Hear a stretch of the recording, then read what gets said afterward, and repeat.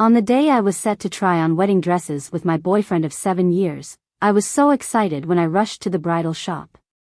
But I overheard something shocking, my boyfriend talking to a friend. "You went to the marriage bureau with Tina yesterday and got your license, and today you're here with Emily to try on wedding dresses? Aren't you afraid Emily will find out and cause a scene?" He sounded helpless, replying, "My brother died in a car accident, and Tina is pregnant with his child.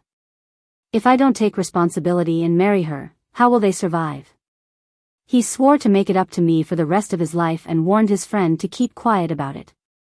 Hearing this crushed me. I turned around and booked an appointment for an abortion at the hospital. If he cannot give me and our baby a complete family, then it's best not to proceed. Their conversation was like a cold winter ice, snuffing out the joy I'd felt upon receiving my pregnancy report. This morning, I went to the hospital early to get my checkup results. I was planning on sharing the good news at the bridal shop, but he gave me a slap in the face first. If he's already gotten a license with someone else, why bother having a wedding with me? Before I could figure out the answer, the wedding dress designer approached me. "Miss Emily, the custom wedding dress Leo ordered for you is here. You can try it on now." Her words snapped me back to reality. Leo cherished this wedding more than anyone. He personally designed the rings and wedding dress to my tastes, overseeing every detail. Inside the rings, engraved with tiny letters, it reads, "Together in love, unflinchingly loyal." I had suggested hiring a designer to handle the wedding because I felt bad he had to juggle work and wedding plans. But he insisted, saying designing personally held more meaning and wanted everything to remind me of him. Friends praised him for being an amazing future husband and celebrated my luck in finding him. Little did I know, his love for me was so ironically twisted. I gathered myself and went to the fitting room, only to spot a familiar silhouette. Tina heard the staff directing me and turned with a smile. "Emily, you've finally arrived. Come see how beautiful your wedding dress is." She sounded so genuine, just like a caring older sister. When Leo's brother was alive, we had dinners together, and I interacted with Tina quite a bit. Thinking we'd be future in-laws, I always shared good things with her to smooth our relationship. Had I not overheard their conversation, I wouldn't believe Tina would be such an unbreachable barrier between Leo and me. Her excitement was hard to hide, and she coyly asked Leo, "Do I look good in this?" Leo, unable to take his eyes off her, came back to his senses with a soft A moment later, another staff member walked over, exclaiming, "The wedding dress looks stunning on you, you're the perfect couple." Everyone's faces changed at the remark. Tina seemed uneasy, glanced at Leo, and smiled, explaining, "No, it's a misunderstanding." Before she could finish, I started clapping, genuinely saying, "You do look like a match made in heaven, Tina. This dress suits you perfectly.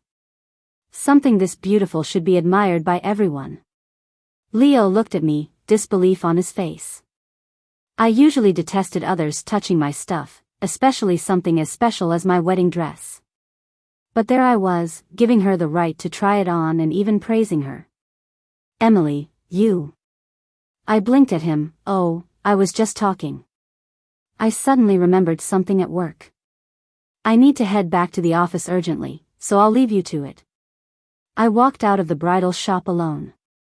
Leo wanted to follow, but Tina stopped him. As I reached the door and looked back, Leo was helping her into the fitting room with such caution, his eyes never leaving her. It was as if with her there, nothing else mattered. I was in a daze. Did he marry her because of responsibility? Or did he truly love her? I didn't have an answer and didn't want to know more. The next day, I went to the hospital for a pre-surgery checkup. When asked about the child's father, I said, "He's too busy with work to be with me." Earlier, I considered telling him, but none of my calls got through. After the procedure, I was weak, supporting myself against the walls as I made my way out of the hospital. In the lobby, I saw Leo accompanying Tina for her checkup. They looked surprised to see me. Leo's eyes showed confusion. "Are you not feeling well? Why are you at the hospital alone?" Before I could reply, Tina jumped in. "Emily, you shouldn't neglect your health just because you're young. No matter how busy you are, take care of yourself and don't worry, Leo. Her tone seemed sincere, but there was a hint of distance. I nodded. Yeah, I've finished up here and got my meds. You both should go for your checkup. Leo seemed worried and wanted to come over, but Tina pulled him back. Leo, it's almost our turn. Let's go. She rubbed her belly, looking uneasy. I've been stressed, and my stomach feels uncomfortable. I hope it doesn't affect the baby. She emphasized the word baby, and Leo's worry shifted to guilt. Emily, why don't you head back? I'll come see you after our appointment. When his brother was alive, he always addressed Tina respectfully. Now he was so familiar with her. Watching their little family, it hit me that I was truly an outsider. The man who once promised to love me forever didn't have space for me in his heart anymore. I thought back to when he put me first no matter what. Tears welled up as I choked out, "All right, you guys go." On the drive home, familiar scenes zoomed by through the car window. Memories surfaced of our time together. Leo and I met in high school. He was the quiet, nerdy type, and I was lively and outgoing. My parents were busy with work, and worried I wouldn't take care of myself. They made me stay at school.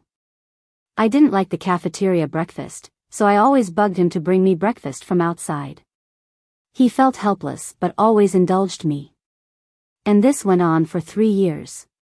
After graduating high school, we mutually chose the same university. Being old classmates for 3 years, in the unfamiliar environment, I couldn't help but go to him for comfort. I'm used to going to him whenever I have trouble, and he never gets tired of helping me out. My mom often says I shouldn't bother him so much, but I don't think much of it and casually tell Leo what she says.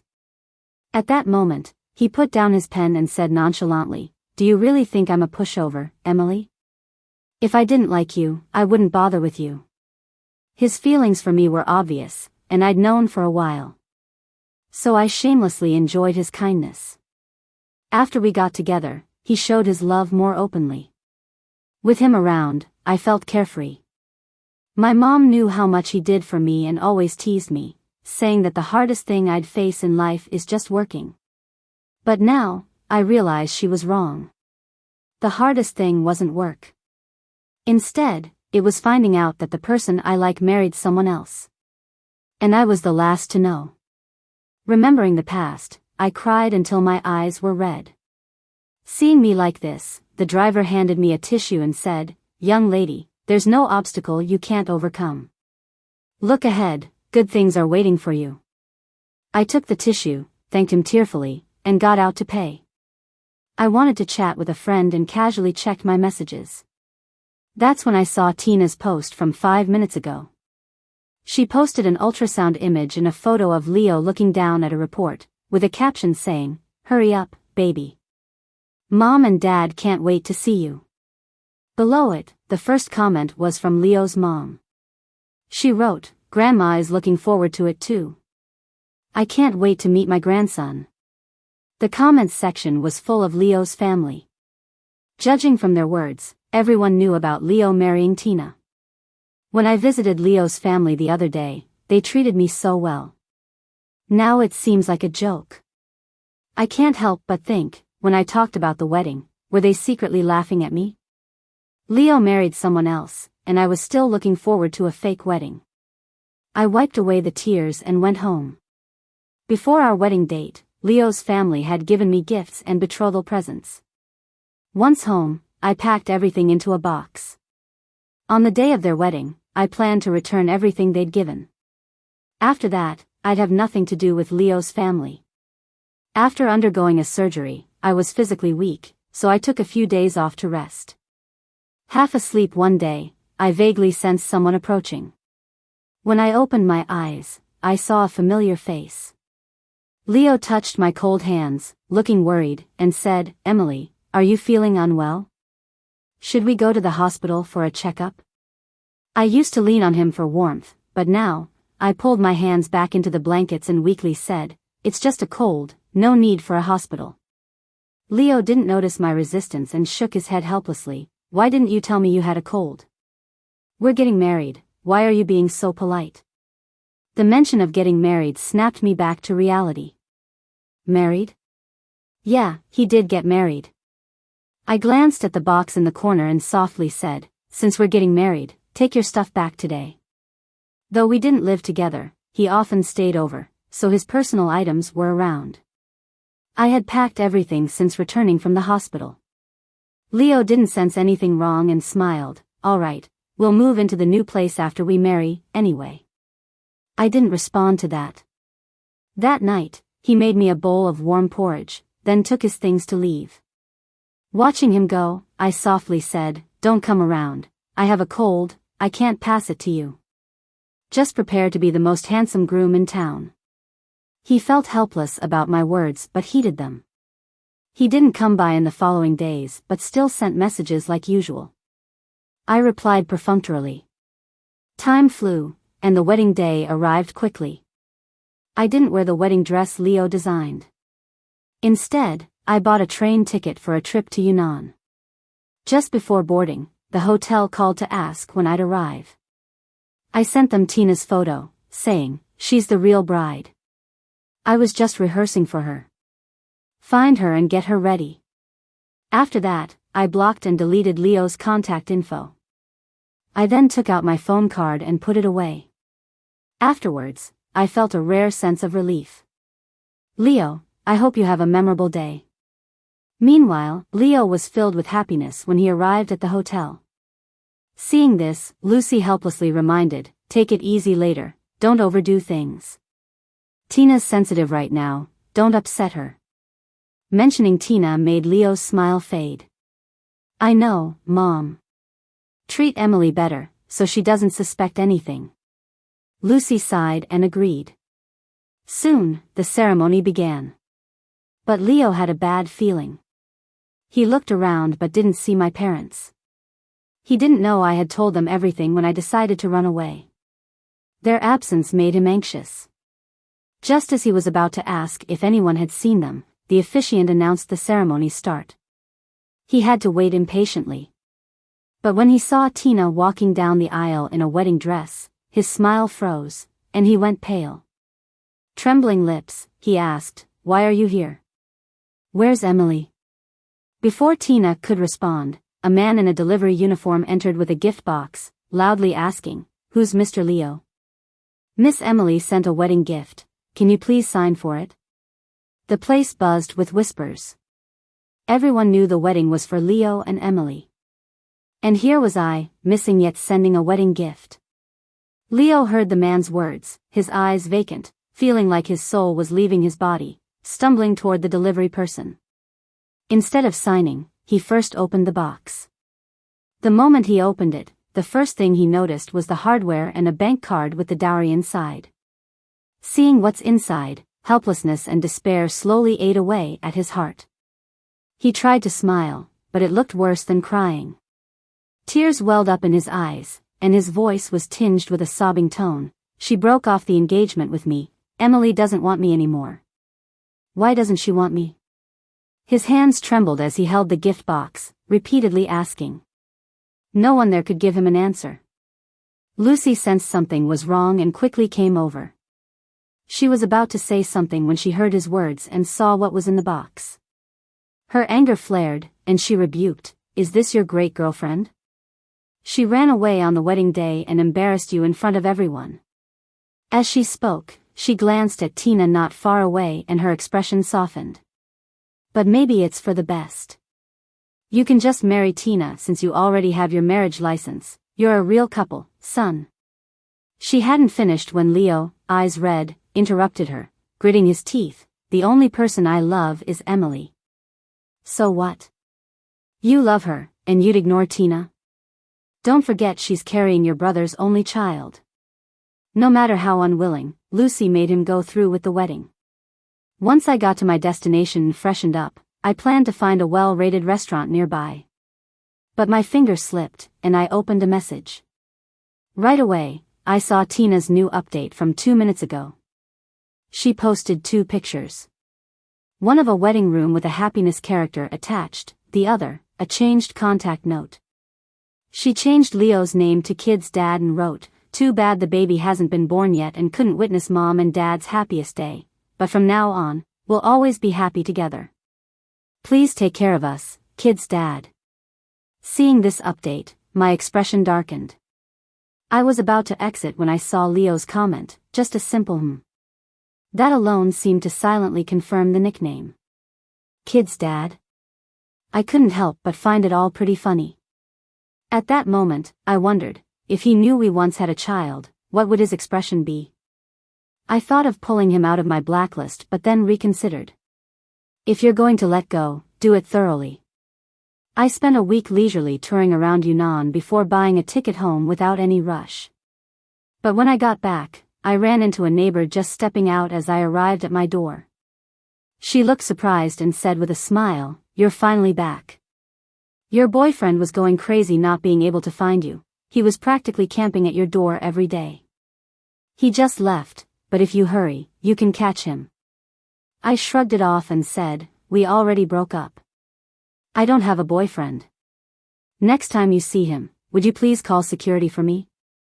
"Thanks." After a brief chat, I went inside. I had changed the locks when I left, so Leo couldn't get in. I didn't take my neighbor's words to heart, settling back into my usual routine before bed. The next day, refreshed, I headed to work. As soon as I got there, a coworker I'm close to came over. After looking around, she cautiously asked, "Weren't you on leave to get married? So why did your husband come by the office looking for you?" "He told me to let him know if I saw you." "Are you guys fighting or something?" While I was away, Leo would frequently come to the office looking for me and, if he couldn't find me there, he'd wait by my house after work. Her words didn't stir anything in me. I calmly replied, "I took annual leave, not wedding leave. And I'm already single, totally unrelated to him now." "What? You two were inseparable, so in love. Why the sudden breakup?" "Colleagues are just that, no need to divulge too much." I brushed it off with, "Incompatible personalities." Maybe she picked up that I didn't want to keep discussing it, so she dropped it. After work, as I gathered my things to leave, I spotted Leo's car parked on the street. I ignored it and walked in the opposite direction. Suddenly, a familiar voice called out behind me. "Emily." Leo shouted urgently, jumping out and running over when he saw me. His face lit with genuine joy. "Emily, you're finally back. I missed you so much." I avoided meeting his gaze, looking past him to see Tina seated in the passenger seat, smiling at me. But if you looked closely, her smile carried a hint of challenge. Now that everyone knew they were married, were they dropping the act? Sure enough, before I could speak, she stepped out leisurely, putting on a concerned face. "Emily, where have you been these days? Leo and I were so worried, especially Leo. He couldn't eat from worrying about you. Look how thin he's gotten, isn't that just pitiful?" Her words seemed full of concern but were clearly provocative. "He's your husband. Caring for him is your business, not mine," I said nonchalantly, and Leo looked visibly paler. His fingers trembled, overflowing with silent heartache. "Emily, I only ever wanted to marry you." Hearing this made me feel nothing but disgust. I stared at him with impatience. "Leo, do you really think I'm that dumb? You married her, planned a wedding with me, what do you take me for?" He was legally married, our relationship wasn't recognized, making me a home-wrecking mistress, my least favorite thing. "It's not true, Emily. We're only married in name. There are no feelings between us." Leo insisted, desperate to explain, oblivious to Tina's changing expression. Suddenly, Tina clutched her stomach and started yelling, "Leo, my stomach hurts so much. Will you take me to the hospital?" Leo looked surprised, a conflicted expression crossing his face. I let out a sarcastic laugh and said, "You better take your wife to the hospital so your son isn't harmed." Without waiting for his response, I turned around, flagged down a cab, and left. I thought everything was clear, and I'd never see anyone from the Laos again. But the next day when I got home from work, I ran into Lucy waiting at my door right after getting off the elevator. As soon as she saw me, she dropped to her knees, crying and begging, "Please, I'm asking you to let my son go. He has a wife and child who need him." Those few words from her started catching the attention of neighbors coming home from work too. They stopped to watch, assuming that I'm the other woman ruining her son's marriage. Thinking I look too flashy to be a good person and must be the side chick, a complete disgrace. How could such a person live here? Hearing all this, I was fuming. Couldn't help but speak my mind. "You're just saying what I've been thinking. Please tell your son to leave me alone. I've told him before, I'm not desperate for him. If he ever disappoints me, I'll leave without looking back, like I'm doing now. I've made up my mind to move on." Just then, someone rushed out from the fire escape, Leo. His face was red, and he seemed upset, struggling to catch his breath. "Emily, did you mean what you said earlier?" he asked. "Yes." I looked him straight in the eyes. "I have no business with the Leos anymore. Don't want to see you ever again." Lucy sprang to her feet, her attitude shifting to high and mighty. "Fine, don't ever bother my son or daughter-in-law, or else I won't be kind." "Mom, stop talking." Leo snapped at her, annoyed. Just then, a neighbor who knew me well stepped forward from the crowd, shouting, "Emily never bothered your son. It's your son who's been pestering her. While she was away, he'd stand like a creep outside her door, always asking about her. But never mentioned they broke up. I've got a security camera, I'll show you the footage if you don't believe me." With someone backing me up, those who judged seemed embarrassed. Even Lucy couldn't say anything back. Leo admitted, "Yes, she's never been the one bothering me. It's always been me bothering her." His eyes full of regret as he spoke. Lucy left in a huff, clearly frustrated. Leo wanted to talk more, but I interrupted. "What I said stands. I don't want to see you again. Don't look for me." Ignoring his pleas, I went in, shut the door, and got to work. Later, I saw a flood of shopping notifications. Curious, I checked and noticed someone using the family account had ordered baby stuff and maternity clothes. Then I remembered I'd linked accounts with Leo. We both knew what the other bought. Those purchases made me cringe. Remembering how he tried to reconcile, I couldn't help a sarcastic smile. I quickly unlinked the family account and made sure no traces of Leo remained on my phone. Come the weekend, a neighbor invited me out to distract me from home. "At the mall," she said, "grab any bubble tea you like. It's on me today." We always shared good stuff and often bought each other tea. So I went along and ordered what she suggested. While waiting, I spotted a familiar silhouette, looked just like Tina. But she was with another man, and before I could get a closer look, they entered a hotel across the street. "What are you looking at?" my friend asked. "Nothing." I decided not to dwell on it. Later that night, as I was about to sleep, an unexpected call jolted me awake. On the other end was someone wailing, "Emily, how could you let someone hurt my daughter-in-law and grandson? Give me back my grandson." I was utterly confused. Before I could ask, the crying faded, replaced by Leo's hoarse voice. He claimed Tina had been hurt and was rushed to the hospital, apparently calling my name repeatedly. His absurd words just made me laugh angrily. Lucy insisted I visit the hospital. I didn't want to, but knowing Lucy's relentless nature, I grudgingly went. By the time I arrived, Tina had just been wheeled out of the OR. Seeing me, she teared up, trembling with vulnerability. Lucy was red with anger, cursing and about to lash out, but Leo moved to shield me. "She's already lost your only child, and you're shielding her?" Lucy scolded. "Have you forgotten all your brother did for you?" "This isn't her fault, Mom," Leo said. "No, it was her. She hates me for taking Leo away, so she's trying to harm me and the baby.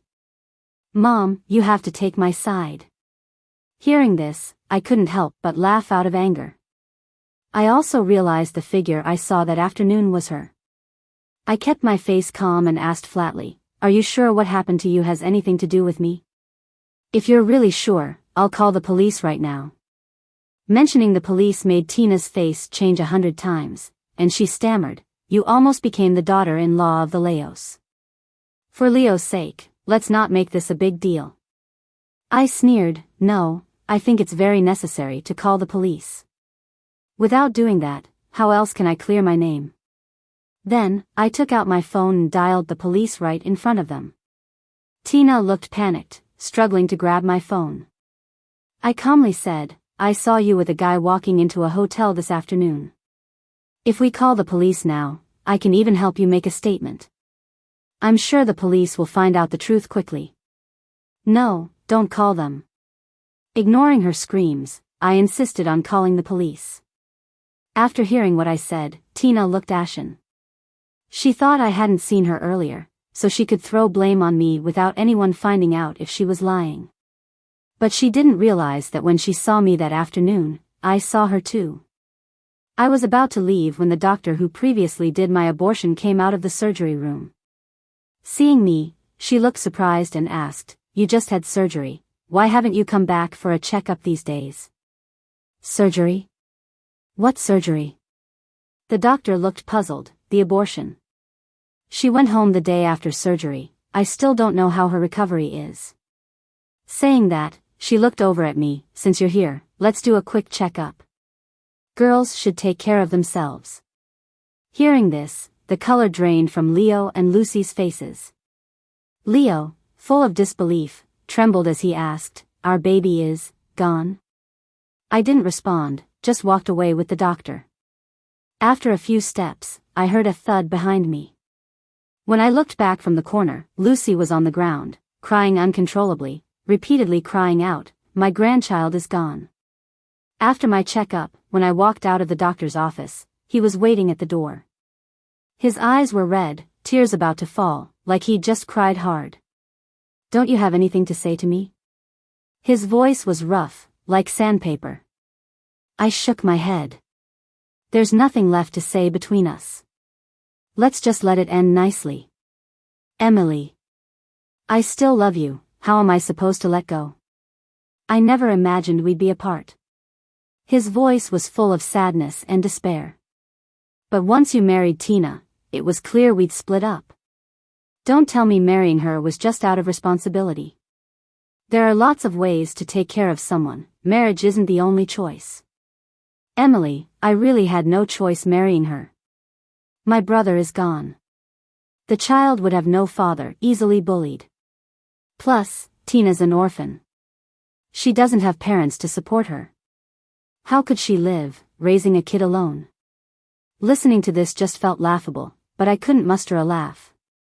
Sure, her life is hard with a kid. But what about me?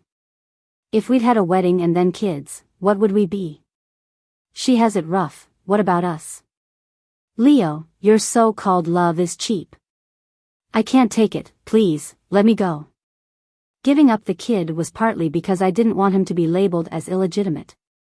Also, I didn't want him to later ask why his dad had 2 houses to go to. Hearing this, Leo's eyes reddened with tears. When choosing between his brother's widow and me, he couldn't decide. I couldn't waste more words on him and walked away. Soon after, the police opened a case, focusing on getting to the truth. While the police were making headway, a tall guy barged into Tina's hospital room, ignoring her screams, giving her 2 hard slaps. You cheap woman, how dare you call the cops? Did you forget how you were seducing me? Now you're accusing me of rape? Believe me, I'll show them all our videos. You don't want to let me live in peace, I won't let you either. Tina, struggling to explain, was slapped again. He was too mad to hear her out. Still furious, he taunted, you think marrying Leo means someone's protecting you? I'll tell him that kid's mine. Let's see who protects you then. A flash of panic crossed Tina's eyes as she begged him to stop. Unbeknownst to them, Leo and Lucy heard everything from outside the door. Overcome with rage, Lucy stormed in, slapping Tina hard before she had a chance to react, cursing her, you wretched girl, it's your fault my grandchild's gone. Give me back my grandson. Thinking about her real grandson being lost because of Tina made her furious. In her rage, she closed her eyes and fainted. Originally planning to confront Tina, Leo quickly called for a doctor seeing what happened. After tests, Lucy was diagnosed with acute stroke and would spend her days in a wheelchair. When she heard the news, tears of regret rolled down her cheeks. Leo filed for divorce from Tina. She refused, holding on to their marriage. This time, Leo collected evidence of her affair during their marriage and moved forward with the divorce lawsuit, making sure she left with nothing. When I heard about it, I could only sigh. But that's all. We're all adults, we have to face the consequences of our choices. No one gets a pass.